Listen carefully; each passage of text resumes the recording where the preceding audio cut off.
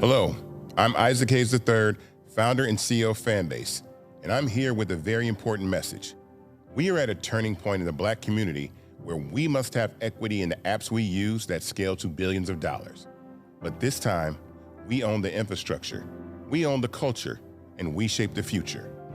And Fanbase is the future. Fanbase combines the free functionality of Instagram, TikTok, and YouTube into an all-in-one platform built for the evolution of social media and monetization. With over 1.4 million users, that's real proof that we are shifting the conversation of tech ownership and equity for creators. So right now, I want you to go to startengine.com/fanbase and invest today. The minimum to invest is $399. That gets you 60 shares of stock in Fanbase at $665 a share. This marks a turning point in Black ownership of social media. If we don't take this opportunity to own social media right now, we will always be customers to our own creations. And that can't go on. So once again, go to startengine.com/fanbase and invest today. We must own the platforms where our voices live, our stories matter, and where our culture drives the world. Thank you. Folks, Black Star Network is here. Hold no punches. I'm real revolutionary right now. Black power. Support this man, Black media. He makes sure that our stories are told.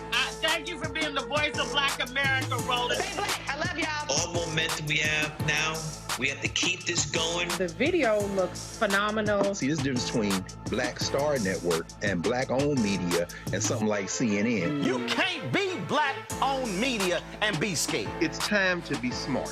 Bring your eyeballs home. You dig?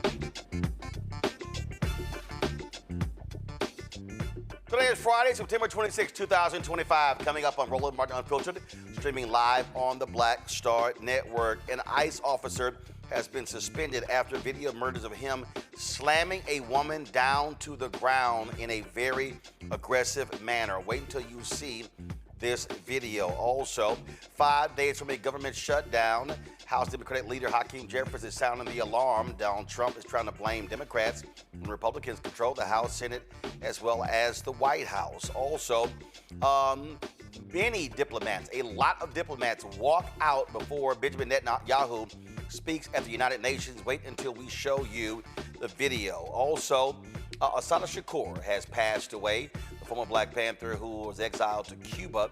That's where she fled, died at the age of 78. We'll tell you about her life as well. Also, Ellie Mystal talks about racism and how Donald Trump is trying to destroy the 1968 Civil Rights Act known as the Fair Housing Law. All of that next, right here. Roland Martin Unfiltered on the Black Star Network. It's time to bring the funk. Let's go. He's got it. Whatever the biz, he's on it. Whatever it is, he's got the scoop, the fact, the find. And when it breaks, he's right on time and it's rolling. Best believe he's knowing. Putting it down from sports to news to politics. With entertainment just for kicks, he's rolling. It's on go, roll, roll, y'all. It's Roland Martin, yeah. Rolling with Roland now. He's funk, he's fresh, he's real, the best, you know he's Roland Martin now.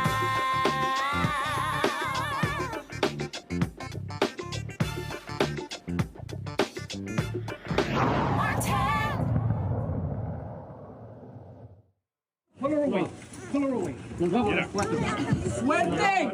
¡Suerte, señora!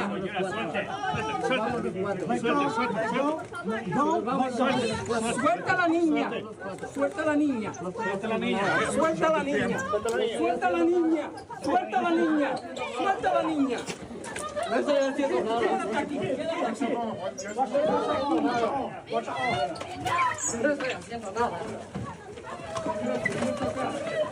No estoy haciendo nada. No estoy haciendo nada. Adiós. Adiós. Adiós.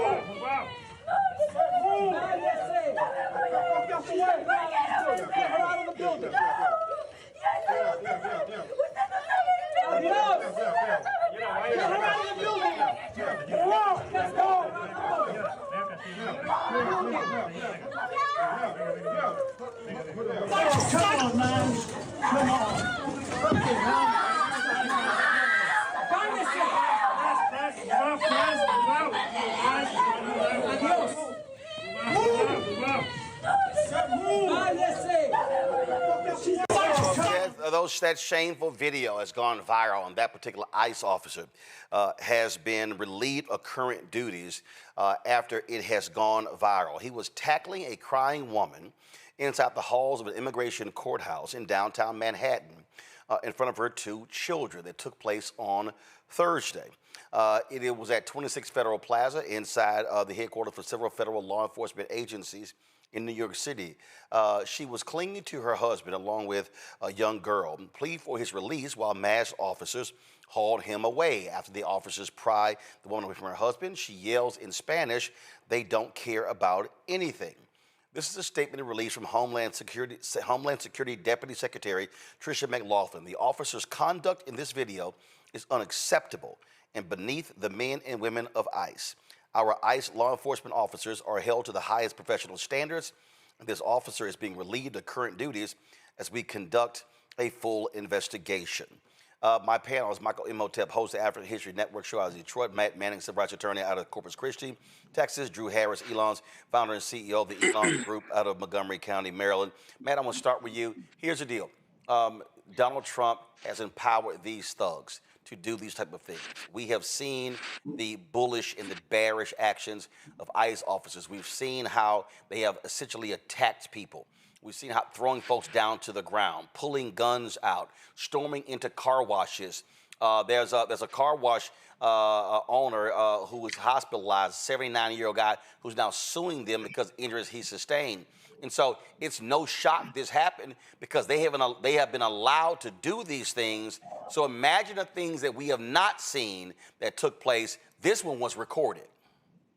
That's right. I mean, you would think that law enforcement officers, federal law enforcement officers, would know better than to engage in such conduct. And I think, this is, an oversight by the administration in terms of just fomenting this kind of cavalier conduct from federal agents. But unfortunately, I'll tell you, I just tried a case in June involving the U.S. Marshals where it was a similar kind of thing. I think for a long time they've been empowered to have this kind of conduct and to undertake these kinds of actions. I think the difference now, though, is they're under a much larger microscope, considering the administration and the administration's trying to round up brown people and non-white people throughout this country. Now, I think the one thing that is potentially positive here is that I think this is a circumstance where the government will actually have liability. But to that end, I think the federal judges are going to have to be the line of defense between lawlessness and some kind of recompense for this poor woman and other people who are in this circumstance. Because what that person in, I don't remember the state you mentioned, but the elderly gentleman probably filed is what's called a Federal Tort Claims Act case. And to make it very short, federal law enforcement officers can be liable if they commit one of 6 different torts, including assault, battery, and some other things that they can do. So I think this is a circumstance where if she files a lawsuit, she'll be in front of a federal judge, and he or she will decide whether, they believe this ICE agent committed assault. But it's good that you got it on video. It's good that it's very clear what happened. But it's sad that this administration has fomented this exact kind of tenor in this country, and that a federal agent would be empowered to do this kind of thing, despite the fact that they've got a bunch of witnesses, probably know they're being recorded, and I think there are reporters and photographers there. I mean, that's proof positive that this administration has let them off the leash. But here's the thing here, Drew. We've seen this. They know they can do whatever they want. And so the only reason this is a conversation is because, frankly, it's so many cameras there. I think also, to Roland, to your point, this is something that this administration has really, really fanned the flames. I believe it's performative that this gentleman has lost his job or is put on ice until, no pun intended, put on ice until there's some investigation. But I do not believe that anything is really, truly going to happen if media like yourself, Roland, and others are not tracking this story. I think it'll get swept under the rug because this is exactly what they expect for these people to do. This ICE iteration of ICE is about being thuggish and about doing whatever they needed to do. He felt emboldened even though the cameras were there. If there was any hesitation, he did not show it because he felt like he had the right to do so. Michael. Yeah, Roland. This once again is red meat to Donald Trump's white supremacist MAGA base. This is one of the reasons why they voted for him. This would distract them from a government shutdown where they could very well losing their Medicaid, losing paychecks, things of this nature. What we just saw is despicable, but also keep in mind now the budget of Homeland Security has been in ICE. They've been tripled because of the big ugly ass bill, and we're going to see more things like this. So it's good that this is recorded and this has gone viral, because this helps push back on some of this. But from reading the piece from the New York Times on this, her husband was at an asylum hearing at the courthouse. And a lot of these cases, when ICE shows up at the courthouse for arrest, they're arresting people who don't have a criminal record. Donald Trump said he was going after the hardened criminals and hunting down the bad guys, things like this, going after the worst of the worst. Okay, so this appears on the surface right now the opposite of that. Somebody who's following the procedure, showing up to court, things of this nature. So we're going to see more of this, but we have to fight against this. This is why elections have consequences. Well, here's the deal. They've now arrested the superintendent of schools in Des Moines, Iowa.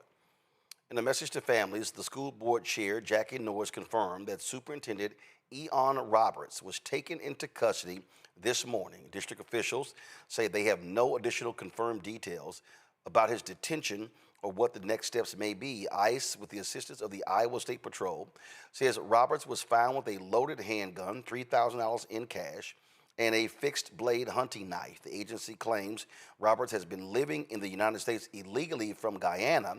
He was under a final order of removal issued in May 2024 and had no work authorization. He formerly was a principal in Maryland, has worked in education for a number of years. And to the point there, to Michael's point, Drew, they talked about, releasing, going after hardened criminals. The superintendent of schools, I don't think qualifies for that category. Listen, it's just like Michael said, the people who voted for this man that's occupying the White House, whether they try to admit to it or not, they voted for this. We know that he's a liar. We know that he's racist. We know who's leading the charge, which is Stephen Miller, who is his puppeteer. We recognize that this is exactly what they want to do. He played into, I guess you would say, the fears of those that are criminals, but he is going to the places where it's the lowest hanging fruit. And while we are able to hear about Ian in Iowa, and we saw this situation that was in New York, there are thousands of people who are actually just going about their day and are coming up missing because this is their approach. This is their attack. We know this. I don't even understand why we are surprised. Yes, we need to use this to push back.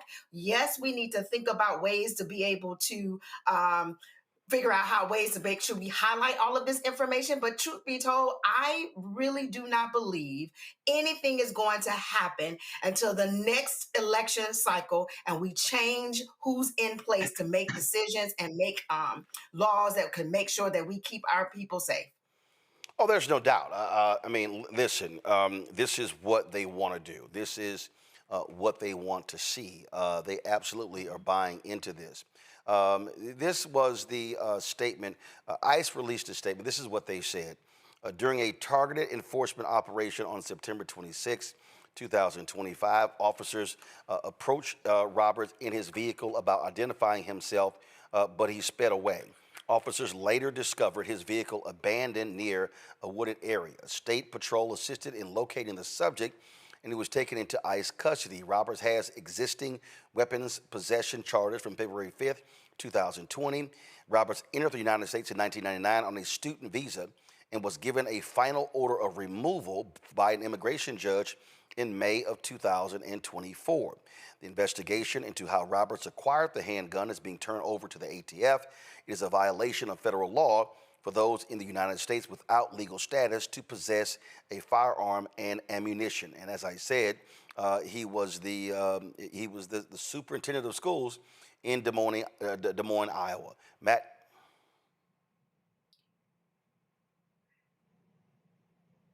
Matt, you're muted. My apologies. I said I think Drew was 100% right in her commentary. The thing I am a little perplexed by, though, is one, if those charges are allegedly from 2024, then that's obviously the prior administration.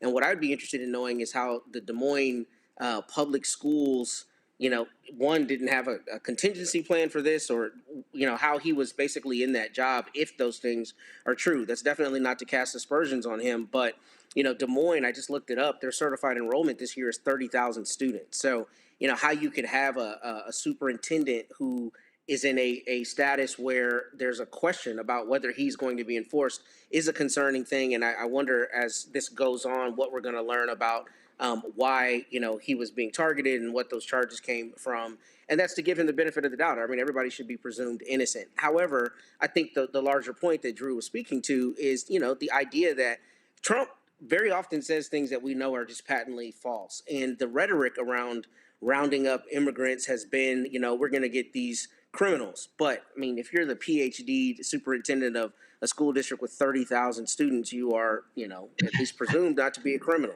So I don't know how that happens. And I don't know how, if you are MAGA, how you, jive with what is being said, but what is true. And that is that they're rounding up people who are not known to be criminals, which is in direct contravention of what they're saying. But beyond that, I mean, I am interested in knowing more, because if there was an order of removal from last year, I think, we have to be truthful about the fact that that did not emanate from this administration. And I'm interested in the information around that, because I think that context is important. Michael? Yeah, Roland, I wasn't familiar with this case here. So we'll see how this turns out. It sounds like he was doing a good job here. He came in on the student visa. We do know that overstaying visas is a big problem as well, but there's a difference between coming in to the country illegally and coming in on a student visa and overstaying the visa. That happens a lot, okay? But they did come in legally. So we'll see how this plays out. Hopefully it turns out the best for him. But you hope that he gets some type of the benefit of the doubt, or there's some other details that we don't know about that are in his favor, because it sounds like he was doing a really good job in his position also. Absolutely. All right, folks, got to go to break. We come back. We're going to talk with Congresswoman Marilyn Strickland of Washington State. Lots happening this week. Director of the Black Caucus Foundation Annual Legislative Conference. We got a shutdown that's looming 5 days away. All of that will break down. You're watching Roland Martin Unfiltered on the Black Star Network. In my book, The Power to Persist, I share 8 simple yet powerful habits, a blueprint for transforming obstacles into opportunities and pressure into purpose. Just as they fueled my rise from the South Side of Chicago to a national stage. And on the Power to Persist podcast, I bring that blueprint to life.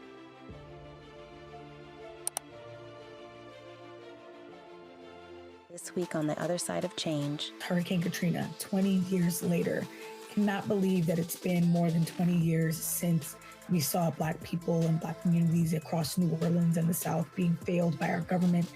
But it's a harrowing lesson. We're going to unpack how race and class intersect in ways and how we need to talk about this government doing more for our communities. Again, you're watching The Other Side of Change, only on the Black Star Network.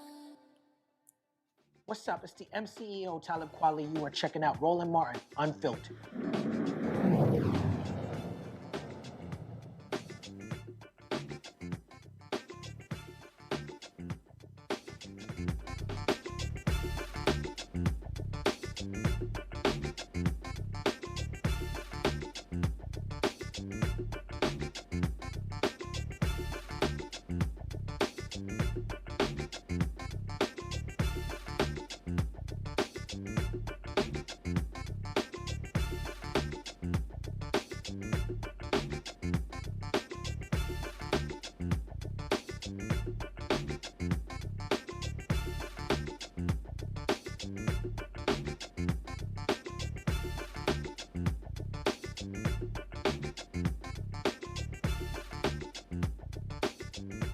Folks, we're 5 days away from a government shutdown. Donald Trump keeps saying it's Democrats' fault, saying they want health care for, quote, illegal aliens. Democratic leader Hakeem Jeffries says that's an absolute lie.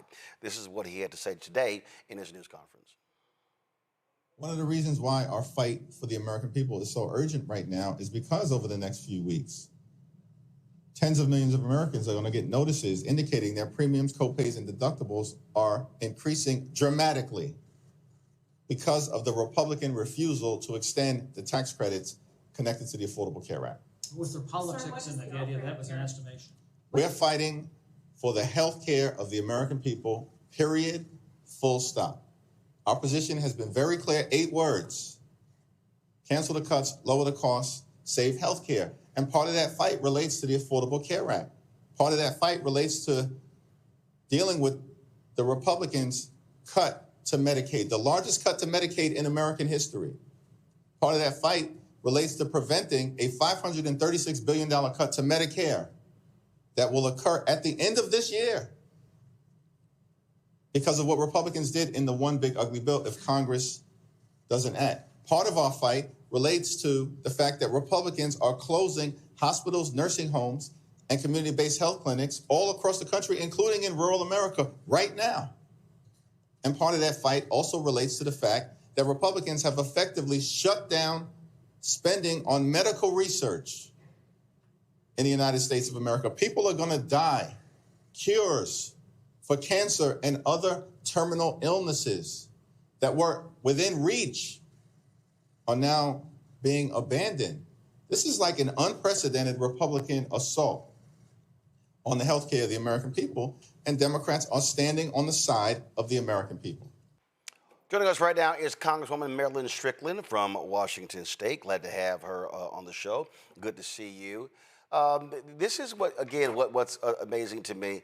How is it Democrats' fault if Republicans control the White House, the House, and the Senate? It's not the fault of the Democrats, Roland, and I remind people of three things.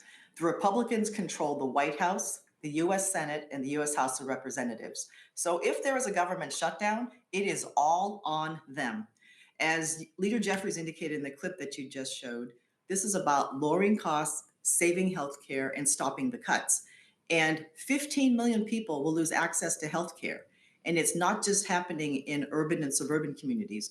Rural America, often the very people they represent will suffer from this. So the big ugly bill, the center of it has really been about healthcare. The Democrats are united and we are fighting against this.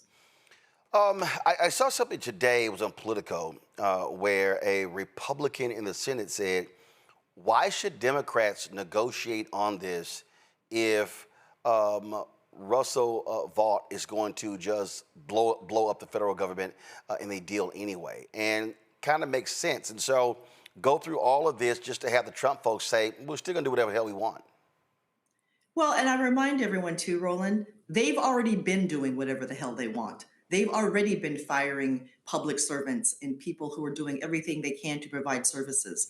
And so Mr. Vought can threaten all he wants, but I tell folks, they have already been making cuts. They are going to continue to make cuts.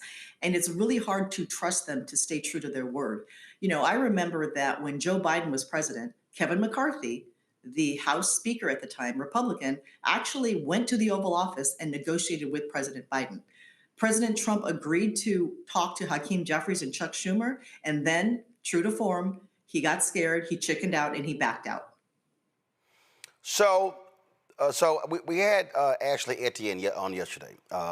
Long time, former aide to Speaker Nancy Pelosi. She also was communication director for Vice President Kamala Harris. And she said, listen, if Democrats don't negotiate, she said, then the question is, do they have the stomach for a shutdown? So the question is this here, what do y'all do? Y'all in a precarious situation. What do you do? Because you need 60 votes, obviously, in the United States Senate. And so what do you do when you have Trump who's blaming Democrats for everything? So I'd say a few things, Roland. You know, here's the question. Do you have the stomach for a shutdown, or do you have the stomach to let 15 million people get kicked off of healthcare, to have research canceled, to have people die? That's the choice we're making here. And so as we go through this process, and I will remind folks too, you know, the conversation about government shutdown seems to happen pretty frequently because we can't seem to get a budget passed. I think the bigger question as we step back from this particular episode too is, again, Democrats are fighting for the health care of the American people. The Democrats are on the side of the American people. And at the same time, big picture, why do we lurch from this drama to every drama, which feels like every few months because the government might shut down? It's irresponsible. But right now, the responsible thing to do is for Donald Trump to say, okay, I'm willing to have a conversation. He's not willing to do that. Mike Johnson is not willing to do that. And remember too, you know, they're just doing this because they think that we will blink.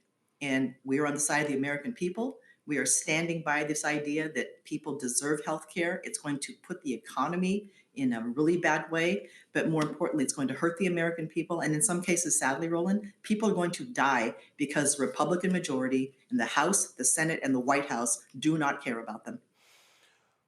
One of the things that we keep seeing and hearing is that the general public, when you look at polling data, and trust me, I get an earful from people all across the country. They say they have no confidence in Democratic leadership.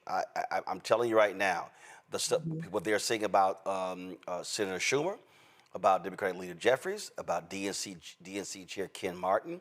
Again, when you look at the polling data, where Democrats stand, and that's juxtaposed to how Democrats are overperforming in these special elections. And so what's going on here? I mean, I'm telling you right now, that Charlie Kirk resolution, well, Leader Jeffries and three other Democrats, including 3 CBC members, voted for, that pissed a lot of people off. And so what has to happen to break through for congressional Democrats to communicate better to the public, for them to have faith in what y'all are doing on Capitol Hill? So I would say a few things. Congressional Democrats are communicating on a regular basis. And look at how we get information, Roland. We get it in so many different fractured places that it's hard to say, oh, I didn't see you on this show or this particular podcast. You know, Vice President Harris was on a show a few days ago talking about her book. But one thing she said is that there are a lot of Democrats up and down the entire ticket sending a message, sending a strong one, and you may not see them on every medium that you watch, but we are out there spreading the word. And remember this, you know, when we talked about the one big beautiful bill that Donald Trump tried to sell to America as something good, the Democrats were united and we were consistent in our messages. So now it's called the big ugly bill. So all we have to do is continue to be forceful, to send the message about Democrats care about the American people. Healthcare is a very big issue for people because, yes, it's about healthcare, but it's about the economic well-being of the American people. So what are we going to do to break through to people? We have to stay consistent. We have to stay on message, and we have to just keep telling the American people. Because right now, I will tell you, a lot of people get information from fragmented places. And let me give you one example. I have a good friend at home, and she said to me, I don't see you on these high-profile talk shows. And I had to remind her that I did a lot of press hits in different places, but maybe she didn't see me. So the idea that the Democrats are not out there is absolutely false. We are out there. We are working hard. And I will say, you know, the proof will be in the election in 2026. Questions for the panel. Drew, you first. Hi, Drew. Yes. Hi, how are you? Thanks for joining us. I think, you know, I just wanted to say one or two things. You talked about communication. And I wanted to really focus on the messaging. I hope that the Democrats and Congress, that we just stand really, really strong and be clear, just like you said, about the fact that not only are we standing on the side of the American people, not only are we saying we're standing up for healthcare, not only are we doing those things, but I think we also need to flip the script just a little bit and speak to the fact that those that are in power, those that were elected, never really liked the government.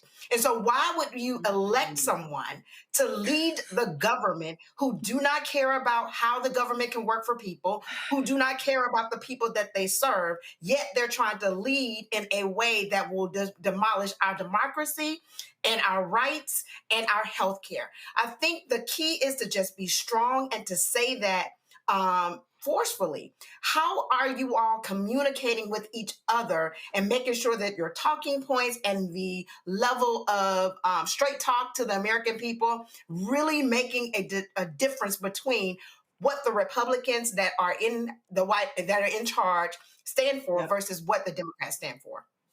No, that's a really good question and a good point. And there are a couple things we have to do. Number one, we have to stay disciplined and on message. And we have to use plain, simple language that the American people understand. You all know that sometimes we are here in Washington, D.C., in this political bubble, the gateway bubble, and we use language to say things, and we think that the average American person who's just trying to live their life every day, go to work, raise their kids, take care of their elders, are paying attention. We need clear, succinct, straight language. But I think you raise another point that's really good, and I've been saying this for a while. We have to define who the Republicans are because they always define who we are. But we cannot fall into the trap of people saying to you, well, good, you're talking about them, but what do you plan to do? And that's why we're doing both. We're defining the GOP as the party that bends the knee to Trump, that does not care about the American people. And there's a clear contrast. Democrats are fighting for your health care and your economic well-being. The Republicans want to tear it down. And I sometimes, I serve on 2 committees that have a lot of bipartisan support, but there are times when I hear colleagues across the aisle talk about how they hate government. Everything's bad. They want to tear it down. And I want to ask the question you asked. If you hate government so much, then why did you run for office? Anytime we do anything, we should want to make it better. No disagreement there. But they want to burn down our institutions. They want to create a climate of mistrust. And that's everything. Government, the media, all of our institutions. They want to tear them down so that people don't trust them. And when people have mistrust, they're easily led to do the wrong thing. And anything, for example, like an election can be questioned. So you're absolutely 100% correct. We have to define them clearly and succinctly. And again, contrast that with the fact that the Democrats are fighting for the American people. We are fighting for your health care, and we're fighting for democracy and your economic well-being. Michael.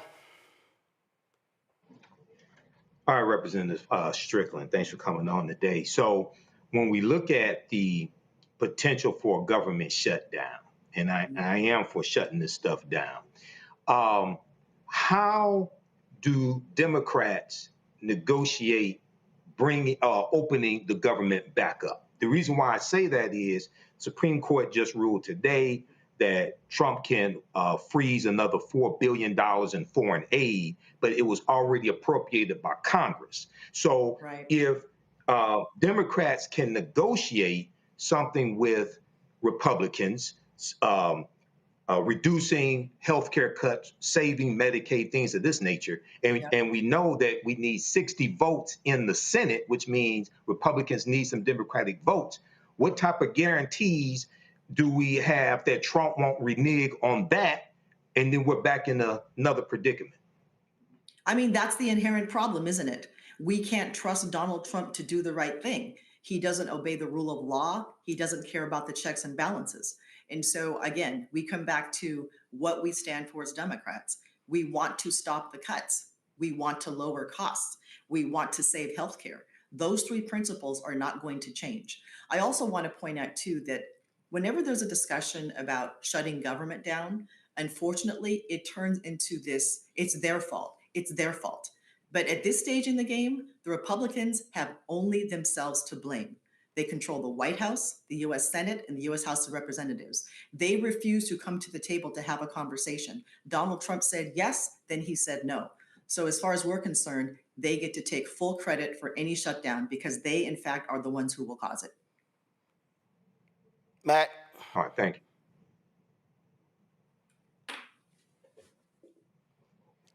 Matt, you keep hitting your mute button, bruh. It's not that hard, even for a Longhorn supporter. Dang. Of course, I should have known there was going to be a low blow there, unnecessary. It's the second time you've done it in 30 minutes. In any event, Congresswoman, I'm focused on the task at hand. Well, I'm glad you hit that button so we can hear your question.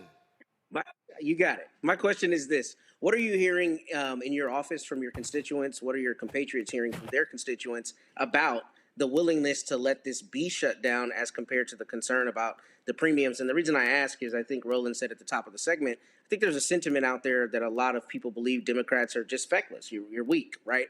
So to me, it's clearly attributed to the Republicans, but I would suspect there's a concern about it being attributed to y'all because that's what they're going to do is spin it and say it's your fault. So what are constituents telling you, and what are you hearing from your fellow reps from their constituents about their concern about that? So I was just in the district for a week, and I visited churches, I visited with senior centers and different groups of people. And I would say, not surprisingly, people are worried about healthcare, they're worried about Social Security, and they're worried about democracy in general. But here's the other thing that I'm hearing from Democrats. They want us to stand up and fight. And I've even heard from a handful of fellow employees who were saying, look, I'm lucky I have this job. I got some savings. If we need to shut it down, go. The American people want to see us fight for them, Democrats anyway. And so I think that we have to fight. We have to show that we have the courage to do this. And we are on the right side of everything. We are willing to fight for the American people and their health care. And what I'm hearing at home is absolute worries about financial stability and healthcare, but also the Democratic base wanting to see a fight. Yeah, they do want to see that, and I can just tell you that you know what bothers some people is that when you look at the folks like Congresswoman Jasmine Crockett, Congresswoman Alexandria Ocasio-Cortez, and others constantly being attacked. I mean, in fact, the twice impeached convicted felon in chief said this from the Oval Office, continuing his constant attacks on women of color. And also calling them low IQ. Roll what that idiot said, y'all, from the Oval Office.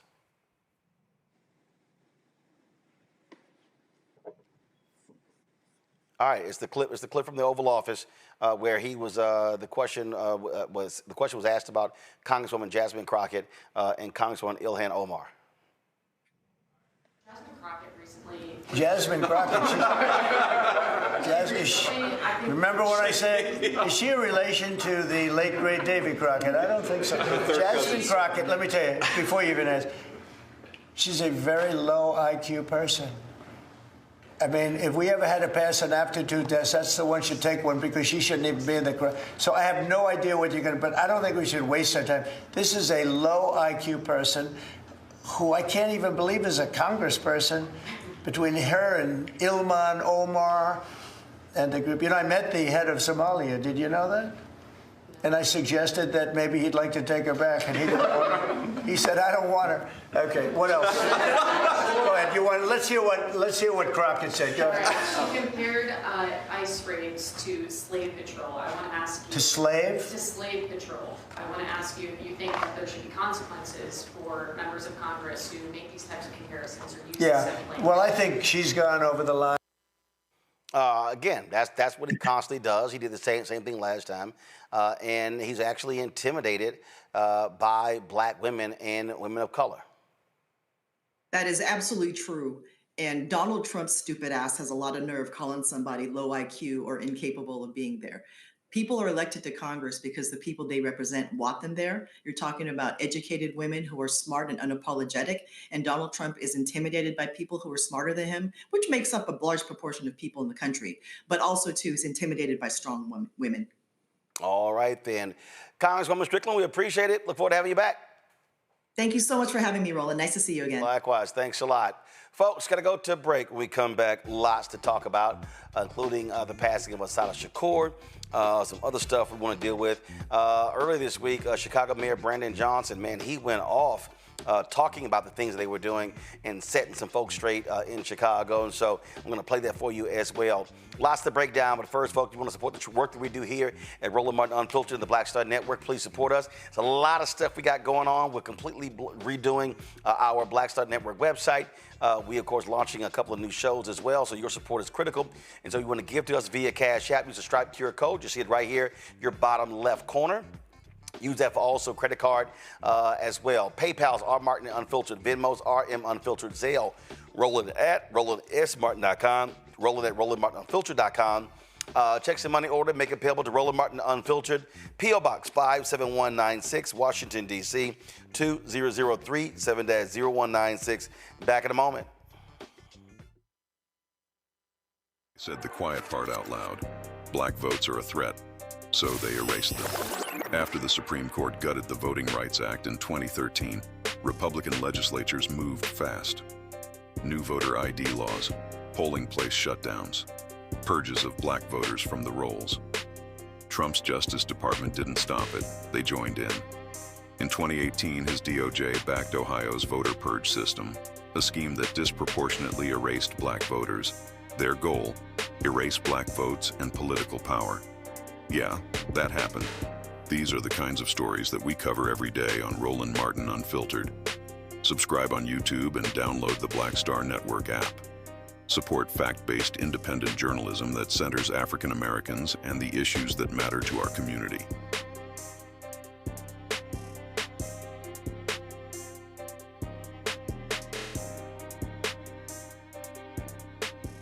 This week on the other side of change. Hurricane Katrina, 20 years later. Cannot believe that it's been more than 20 years since we saw Black people and Black communities across New Orleans and the South being failed by our government.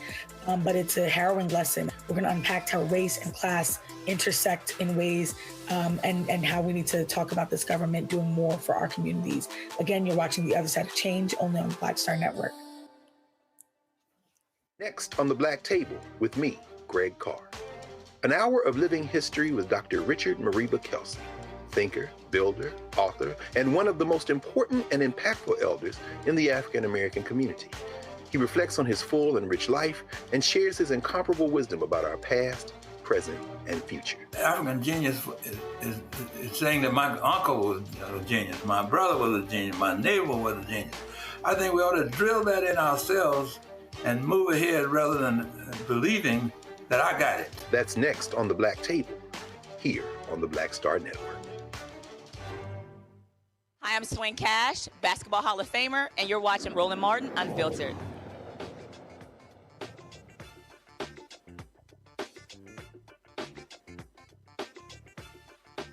So what's the deal with all these crazy, deranged right-wingers and their constant attacks on Black women and their looks?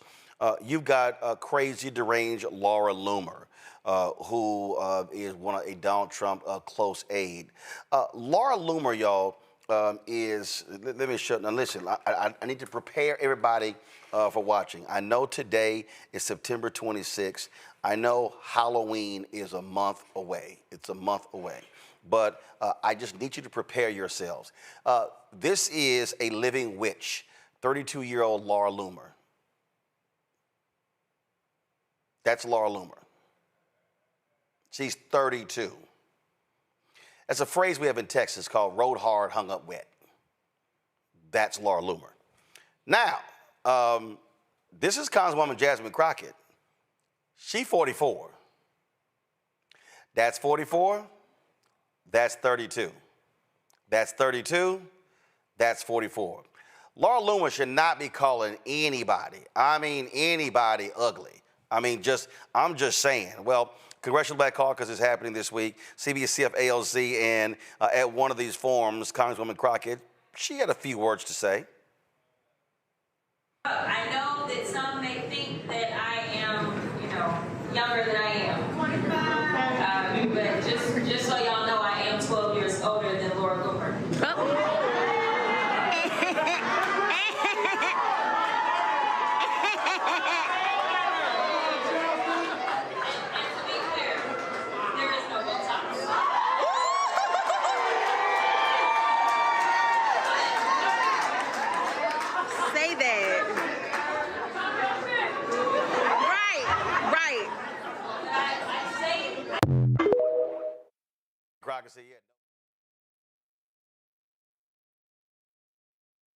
Trashing her, calling her ghetto, all this sort of stuff like that. Come on, pull it up.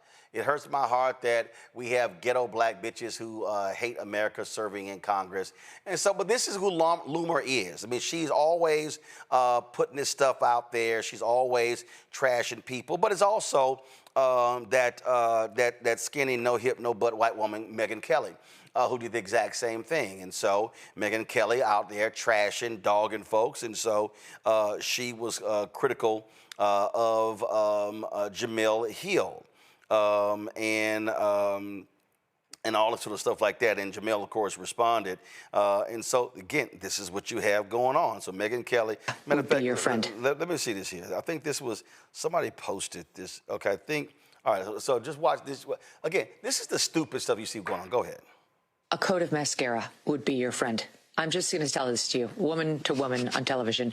You need a little work, and you should have them back off the camera a little bit because you are not attractive enough to have that extreme close-up. Push away your laptop, Jemele, and add a filter or two. Honestly, like, we actually don't use any on this show because I do put on makeup so I look presentable, but you need work because you can't both be ugly on the outside and the inside. You need to choose one, okay?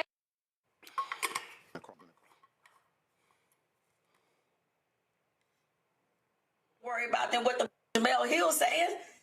You got more pressing things to worry about than what's coming out of my mouth, according to Don Lemon. So if I were you, I'd deal with that and worry less about what I'm wearing. worry less about what foundation number I'm using. If I'm using MAC products or Fenty Beauty, I wouldn't worry about that. I worry about my house because we good over here. And finally, let me leave you with this. In case it was any. If y'all out, got audio, I need y'all to come on and be on this, please. Okay, so she was responding to something Don Lemon said. So again, let me roll it back so y'all can hear the full context. Please, audio all the way up so people can hear. Across the room, it's weird. Hold on one second, here we go. On the outside and the inside, you need to choose one, okay? Across the room, it's weird. Megan, So what happened with that was Don Lemon said that there was some event and Megyn Kelly's husband kept looking at Don Lemon's husband across the room. That's what he said there. Okay, let me play the rest. Got more press. All right, so Jamel just went off on her. Drew, but here's what's crazy. Okay, again, Megyn Kelly, stop it. Okay, boo. You look, the people who like you, baby, you waste up. So just stop. Just stop. You ain't attractive. You ain't got all of it. See, but this is what they do. So Trump wants to diminish the intellect of black women, and then you have these white women, Megyn Kelly, Laura Loomer, others who want to now detract and criticize the looks of black women. It's all about denigrating black women. The same way the Republicans wanted to, Michelle Obama, she looks like an ape, all that sort of stuff. That's them. That's what they do. So they don't want to have a substantive conversation, and it's childish and it's petty, and this is why Megyn Kelly is a disgraceful little mean girl. And see, this is why she thinks Santa was white. This is why she didn't understand blackface. Because again, these are the people, that's what they do. They don't want to have a substantive conversation. And I'm sorry, okay, Congresswoman Jasmine Crockett is a lawyer. Megyn, I guess she's a lawyer. They claim she's a lawyer, and I guess she failed at being a lawyer because she went into television. I don't know what the hell was happening there. Laura Loomer, I have no idea what that Looney Tunes is all about, but this is what they do. They want to denigrate the intellect and the looks of black women and women of color. So I took my glasses off because I am about 20 years older than Laura Loomer, and I still look better than she does. So I had to have her back, but I need to be able to see. Let me put my glasses back on. But let's be clear. I find it very rich when the Republicans, MAGA, or whatever we want to call them on the other side, talk about civility, talk about how we need to tone the temperature down, talk about how the folks on the left are eager to go after. But it seems to me that this comes from the very top. This comes from, as you said, the convicted felon that's occupying the White House. It comes from the very top, because what I know for sure, they are not only intimidated, but they are also afraid of the greatness that not only Black women bring to the table, but if and when we lead, we speak clearly, we come with all intelligence, we are ready to work and to serve. So here is the key.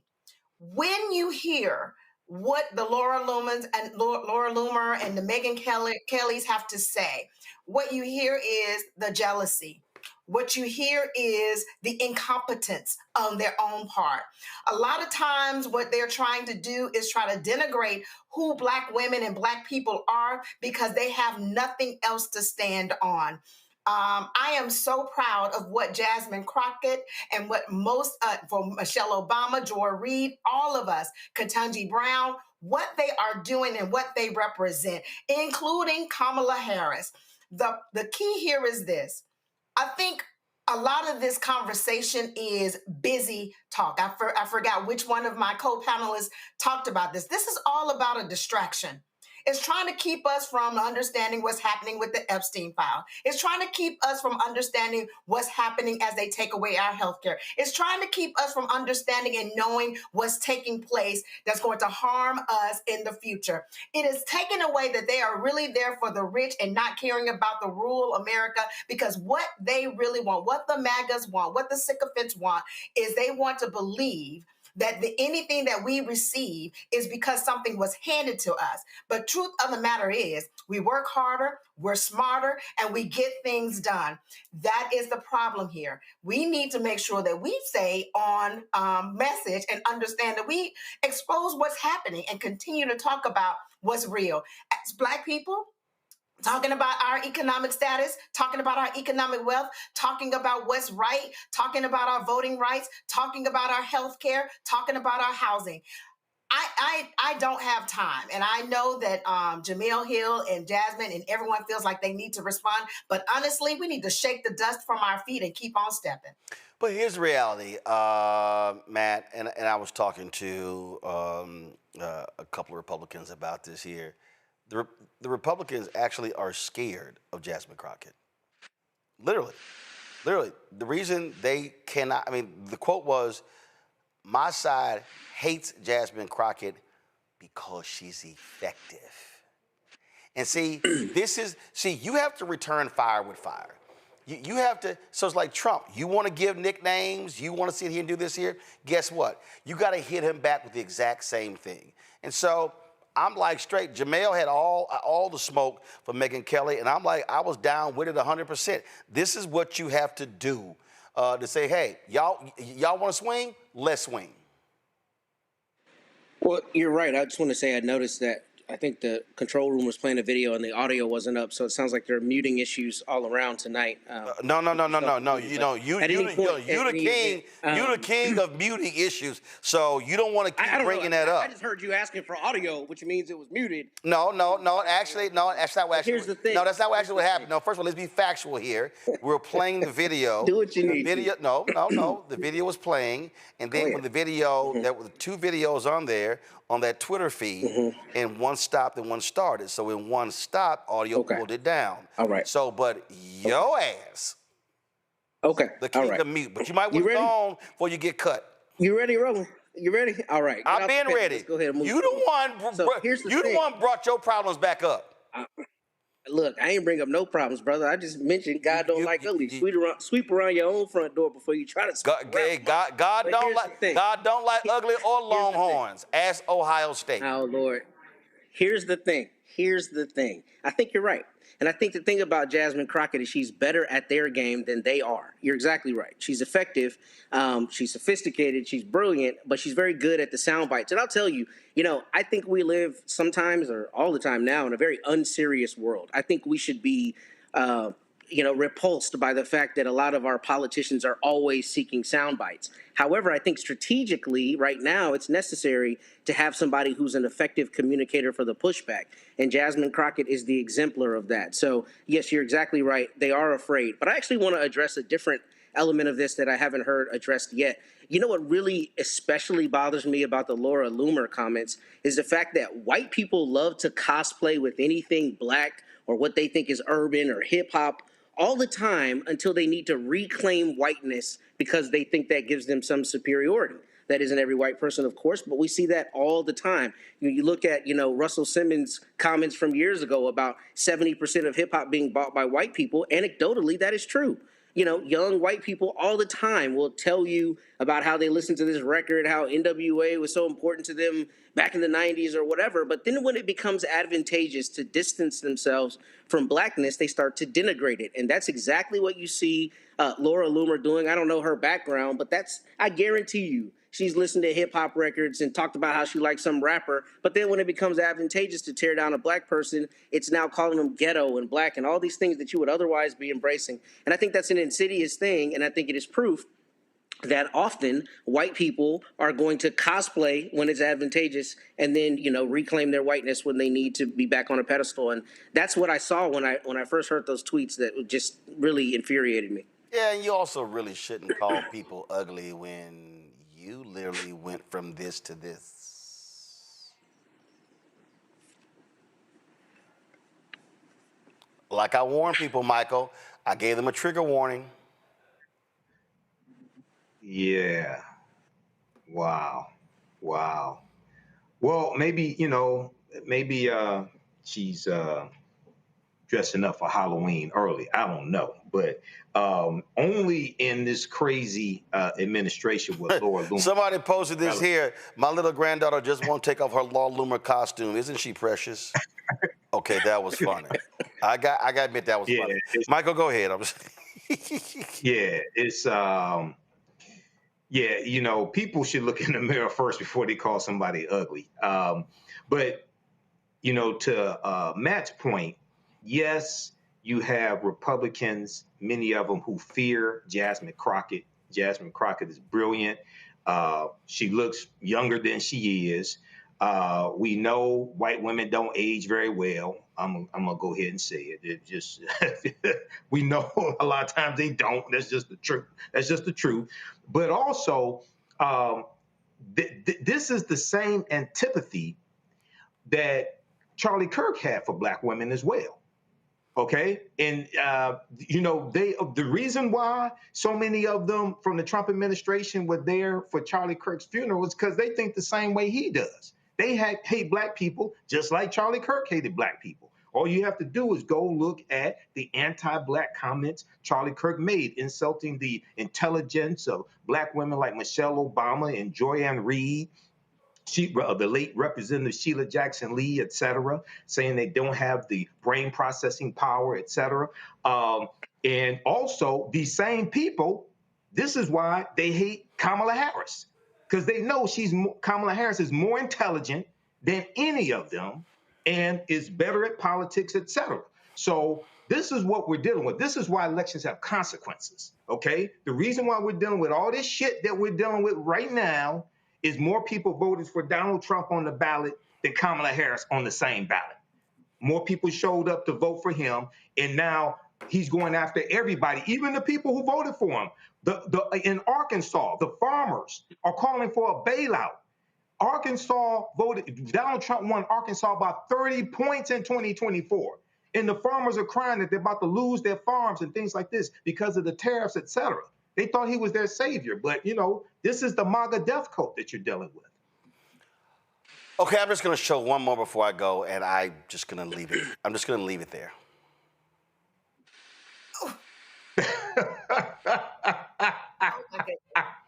Oh my God!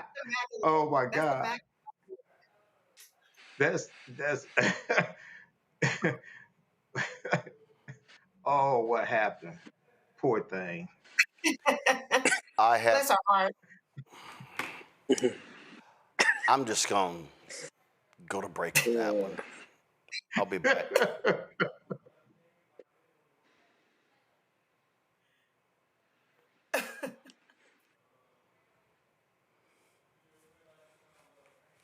They said the quiet part out loud. Black votes are a threat, so they erased them. After the Supreme Court gutted the Voting Rights Act in 2013, Republican legislatures moved fast. New voter ID laws, polling place shutdowns, purges of black voters from the rolls. Trump's Justice Department didn't stop it, they joined in. In 2018, his DOJ backed Ohio's voter purge system, a scheme that disproportionately erased black voters. Their goal, erase black votes and political power. Yeah, that happened. These are the kinds of stories that we cover Brandon every day Johnson on ready. Roland Martin Unfiltered. Subscribe on YouTube and download the Black Star Network app. Support fact-based independent journalism that centers African Americans and the issues that matter to our community.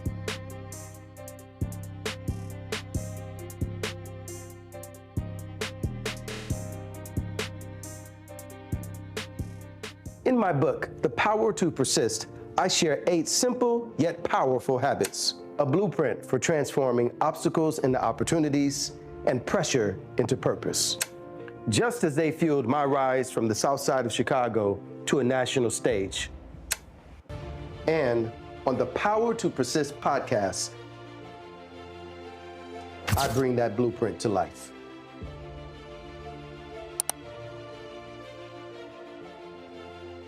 Hey, I'm I'm Malcolm Lee, and you're watching Roland Martin Unfiltered.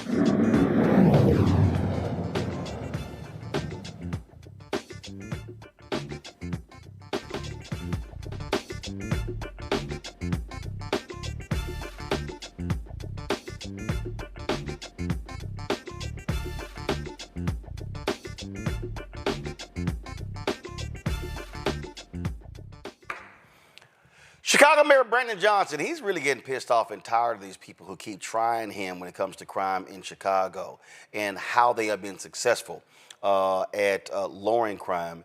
And when I say he went off last week on some folks, he went off, and you know what?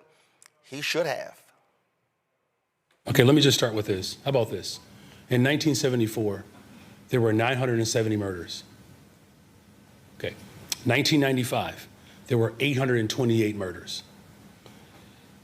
2016, 778 murders. 2021, 805 murders.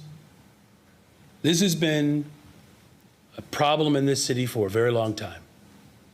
Now, my deputy mayor, Gatewood, this is the topic and the work every single day to drive violence down in the city of Chicago. So when you talk about what we're offering a better pathway so that we don't have 970 people murdered in our city every single year. Now, one is one too many, but you're not going to convince me that the people of Chicago only deserve law enforcement. I get so sick and tired of people believing that the only thing that black and brown and poor people get to get in this city are badges. People want jobs. It's why we've increased the ability for young people to have jobs in this city. People want health care and behavioral and mental health care. That's what they asked me. That's why we've expanded it. People want to be able to afford to live in this city. That's why I'm building more affordable units. People want justice if they do get wrapped up into this spiral of despair in this city. It's why we're actually solving cases, whether it's CVI workers, making sure that we're avoiding retaliation in this city. I get so sick and tired of people in this country and in this city that believes that the only thing that you can offer black people and poor people is jails, incarceration, and police officers. Dr. King said this right here in Chicago, the National Conference on New Politics. What did he say? He said, militarism is a sickness. I am trying to eradicate the sickness from this city and from this country. But people To offer, no, listen, Mark, I get to answer my question now. You've asked it. But people, No, Mark, I'm answering my questions. Of course they are, but you're not going to be able to avoid that if we don't do the things that actually work. We are not split on this issue. The fact of the matter is, no one has asked me to send federal troops into this city to make it safe. It has never come up. It never came up during the campaign. It's never come up in the first 2 years. The fact of the matter is, we are driving violence down on this city, and we're using every single resource that's available to us. Jails and incarceration and law enforcement is a sickness that has not led to safe communities. I'm going to work hard every single day to protect the people who are caught up in violence in this city. Guess why? You want to know why? Because the vast majority of them look like me. This president has never asked a very simple question to me, Brandon Scott, Barbara Lee, Randall Woodfin. He doesn't talk to black mayors about what it's like to live in communities that have been disinvested in. So no, we're not going to succumb to the sickness and the evil that Dr. King warned us about a generation ago. It didn't work in 74 when 970 people were being killed. It didn't work in the 90s when no one said a mumbling word about how many people were losing their lives because of violence in this city. And now we're actually doing the work that's working. Now all of a sudden everybody has these ideas. They've shown this is a group project, but we're not going to allow the President of the United States of America or any of his ilk look at the work that we're doing across this country, and then now we're experiencing some level of reprieve, and now he wants to put his name on our paper. No, I'm not going to tolerate it. It's a sickness, and we're going to eradicate it.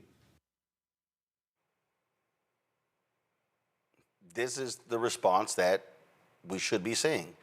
And I'm with Chicago Mayor Brandon Johnson. When you have done the work, when you have put in the long work, he was being ripped his first 2 years for the crime and other problems. And so all of a sudden it's going down. Same, he mentioned Baltimore Mayor Brandon Scott. He mentioned these other black mayors. And they have been taking the heat from people in the city, from people outside. And that's exactly the response that he should be given. And so the reality, Michael, when these reporters ask these questions, I ain't got no problem with him going off on them, because what they're doing is working, and to act like it's not is also a shame, because if you're going to criticize somebody when things are bad, well, you damn well better give them the credit when things are getting better.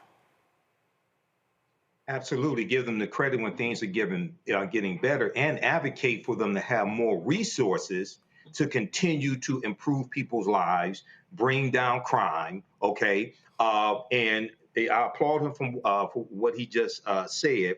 Also, I encourage people to look at his press conference from September 2nd, 2025, because he talked about how also the Trump administration, the president's budget bill, the big ass ugly bill, cut $468 million from alcohol, tobacco, and firearms, ATF. And we know the ATF was working along with local law enforcement there in Chicago to track down illegal guns. And one of the things Mayor Brandon Johnson talked about is how the Chicago Police Department has taken 24,000 guns off of the street since he took office. And he says 60% of those guns recovered came from outside of Illinois, many of them from red states, Mississippi, Indiana, other states like that. So one of the things that happens, and I know you talked about it here on this show, Roland, you have lax laws and lax gun laws in red states, and illegal guns flow into Illinois, flow into Chicago, and then Chicago gets the blame for it. So he's done a magnificent job. Yes, there's still work to do, but how the Trump administration and many white people see us, and some of them are on MSNBC, they only see us as needed to be policed as opposed to invested in and protected. So he needs to keep it up, and he needs more help. Drew? You know, I think one of the things I was thinking about, Mayor Brandon said it so wonderfully. I've always wanted to figure out, how do you say this? But he said that Black and brown people, or this administration or others, feel like Black and brown people only deserve badges. And when you look at, well, I think you said the big ugly bill, or whatever we're calling it, I don't even know why we're trying to rename it. This particular bill has cut community block grants. What are community block grants? What are they used? The community development block grants. They are used to create affordable housing. They're used to be able to build community infrastructure. They're used for public services like job training and youth job training. They're used for neighborhood revitalization. All the things that Mayor Brandon is talking about, and all of the mayors around this country, that is what is needed, providing the services to help lift the communities out of poverty. I remember way back growing up in Birmingham, Alabama, when we used to have the youth job training program. Every year, there was something for the youth to do in the summer to get a skill, to earn money, and to stay off the street. At the end of the day, these mayors are working with the resources that they have, and instead of this convicted felon that's in the White House coming and saying, hey, let's do more to make the communities safe by providing opportunities, they feel like sending badges and sending military in order to be able to impact and really continue to demolish the communities that we have. So I applaud him for being able to stand up and speak truth to power. All of these cities, what they need are resources in order to support those who are in need.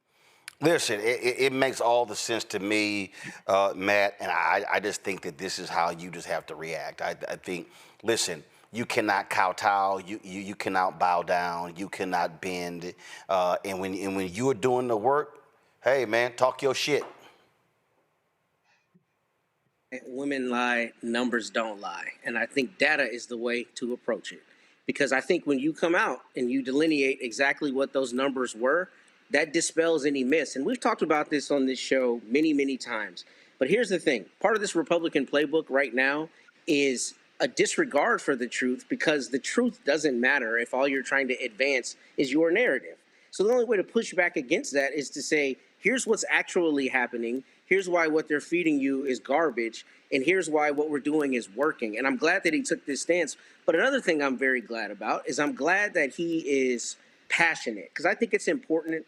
A lot of times Black people in elevated spaces can be concerned about looking too passionate because of all the unwritten rules and microaggressions and BS that we have to deal with. And I like that he was unbridled. And he said, no, you asked me a question, I'm finna answer it.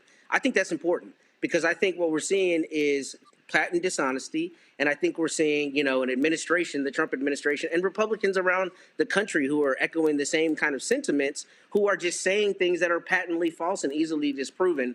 And I'm glad that he stood on business, so to speak, as it relates to the numbers and how the trend is going down. And I think it's really important because we saw that same thing in D.C., right? I mean, you just point and say crime's running rampant here, but the data shows that that's not actually the case. And I think there needs to be a continued onslaught of you are lying, and here's how I can show that you're lying. Yeah, and you got to actually say, you lying. Stop lying. Yeah. To me, I don't think you can dance around this thing. You can just sort of, you know, use others certain. No. You got to call this thing what it is. And that, to me, is just how I see it. And I just think too many people are not trying to do that. All right, y'all, got to go to a break. We come back. Ellie, Mystal, we talk about how Donald Trump and MAGA, they want to pretty much gut the Fair Housing Act, that third piece of civil rights legislation from the 1960s. I have that conversation next, right here. Roland Martin Unfiltered on the Black Star Network. On the next Get Wealthy with me, Deborah Owens, America's Wealth Coach, we talk about the principles of mindset, strategy, and execution. This week, we're adding a fourth, faith. You're going to hear from a mother and daughter duo who are helping thousands of Black women build wealth, all through their faith. You are more than you can ever imagine. Not just obtaining things to show that, but seeing yourself. Making your faith work for you. That's right here on Get Wealthy, only on Black Star Network.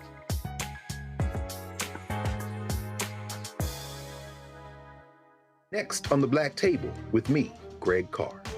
An hour of living history with Dr. Richard Mariba Kelsey, thinker, builder, author, and one of the most important and impactful elders in the African American community.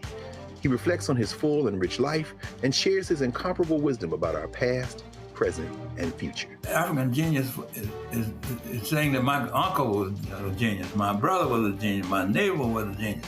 I think we ought to drill that in ourselves and move ahead rather than believing that I got it. That's next on the Black Table, here on the Black Star Network. Lil Thompson with winwithblackmen.org. You're watching Roland Martin Unfiltered.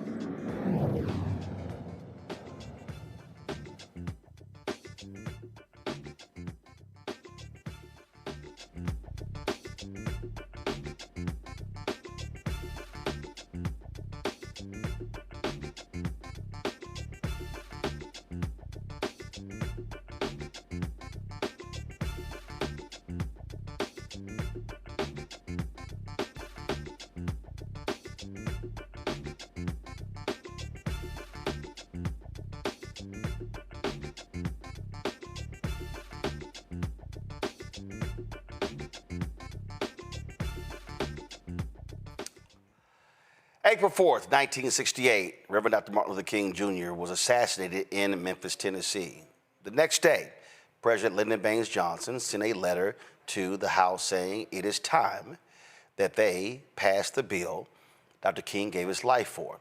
What many people don't understand is that the Fair Housing Act, or the Civil Rights Act of 1968, is often the least talked about of the three civil rights bills that were signed in the 1960s. The Civil Rights Act of 1964, the Voting Rights Act of 1965, and the Fair Housing Act of 1968. Now, after those first two bills were passed, what happened was Republicans and Democrats in the North, they joined forces. Republicans, they joined force with those Southern Democrats in the South because they didn't want Black people living in their neighborhoods. They said, okay, fine, public accommodation, we're good. Voting, we're good. We ain't trying to have y'all live in our neighborhoods. So you know what happened? That was a filibuster in the United States Senate. It was Black Republican Edward Brooke from Massachusetts who actually led the effort to stop the filibuster in the United States Senate. But it was still being upheld in the House. So after Dr. King was killed, LBJ said it's time to pass this bill. 9 days later, it was signed into law. This is what LBJ said in 1968. Even while President Johnson talked to Chancellor Klaus about America's responsibility in a time of crisis and challenge, word came from Capitol Hill that Congress had passed and sent to the White House the Civil Rights Act of 1968. Included in the measure was a landmark open housing bill, which, when fully effective, would forbid discrimination in approximately 80% of all housing offered for rent or for sale in the United States.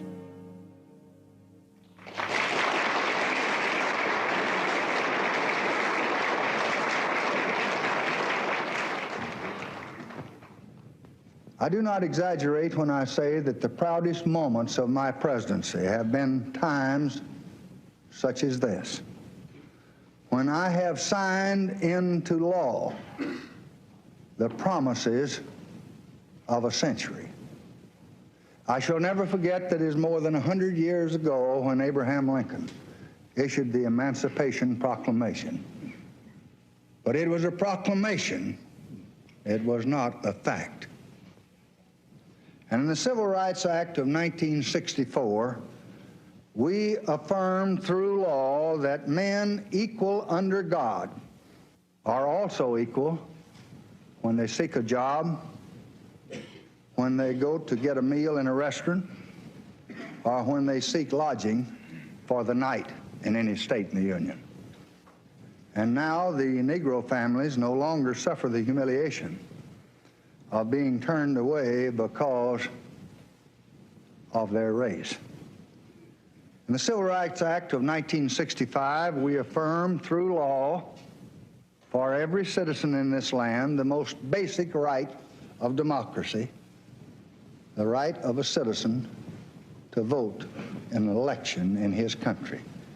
In the 5 states where the act had its greater impact, Negro voter registration has already more than doubled. Now with this bill, the voice of justice speaks again. It proclaims that fair housing for all human beings who live in this country is now a part of the American way of life. We all know that the roots of injustice run deep, but violence cannot redress a solitary wrong or remedy a single unfairness. And we just must put our shoulders together and put a stop to both. The time is here. Action must be now.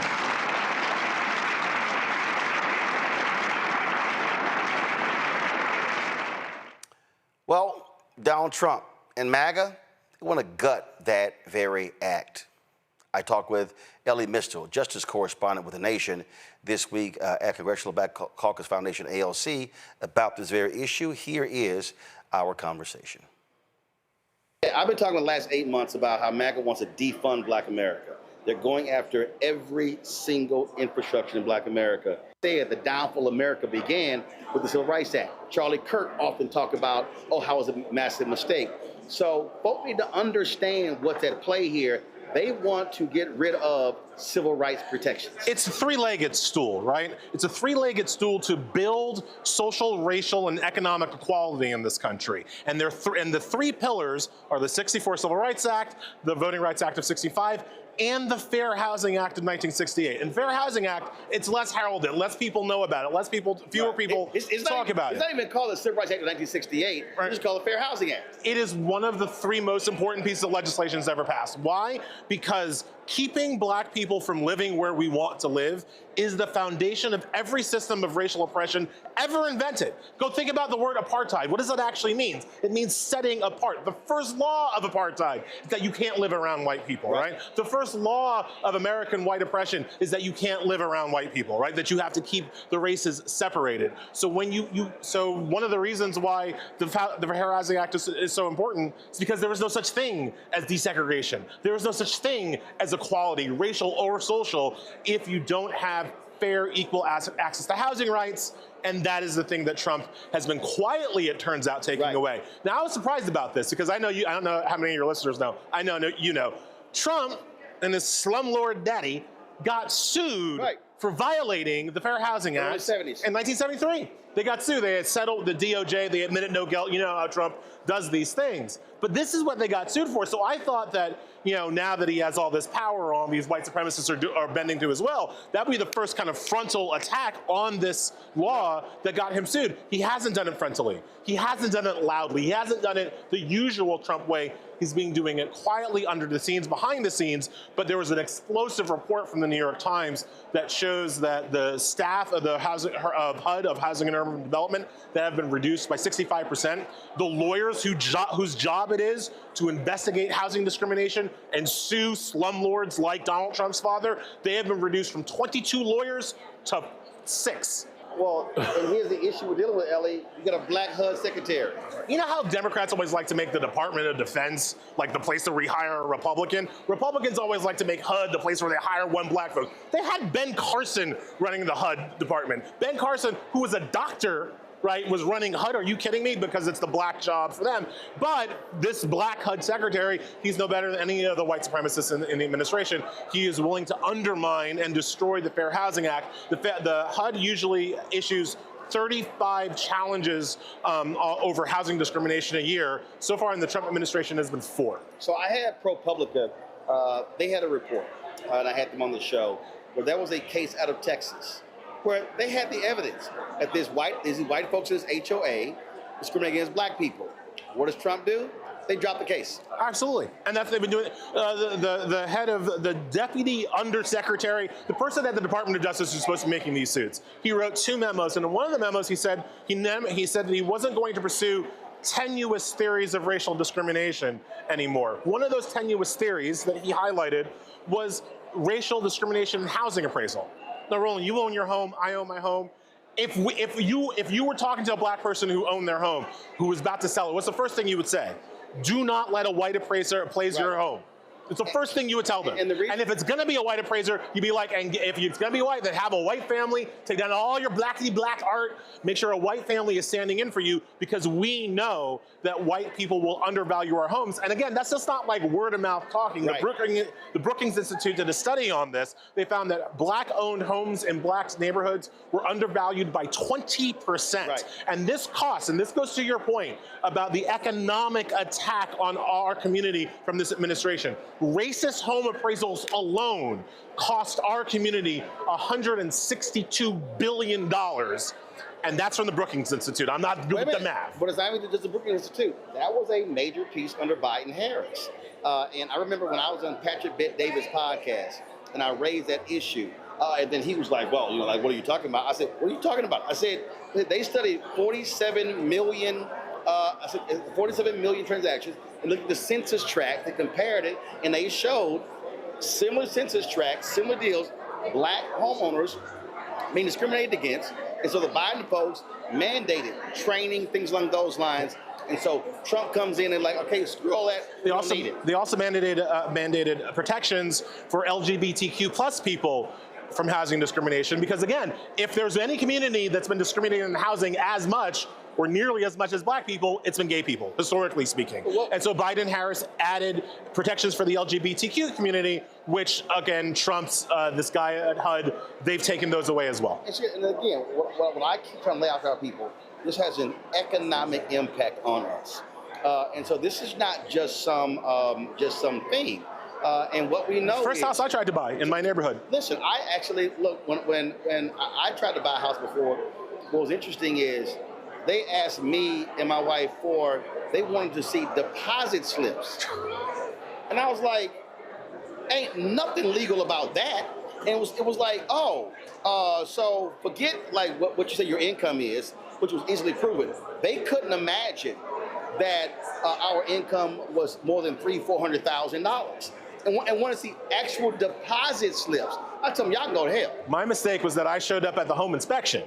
And I showed my blackety black ass up at the home inspection, and suddenly the white homeowners, they took their house off the market because they knew that they couldn't sell any. They knew that I was a lawyer by that point, that I would sue them. So they just straight up took their house off the market.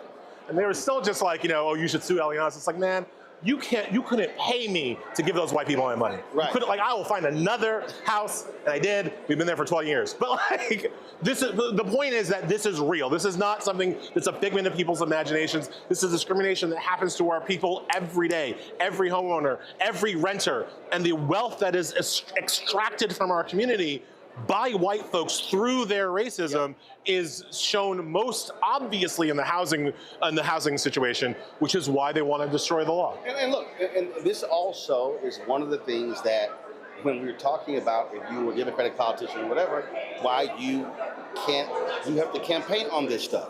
You got to make it plain. It can't just be sort of you just mention it in passing. It has to be made economically. It has to be made economically. That's how you have to make this argument.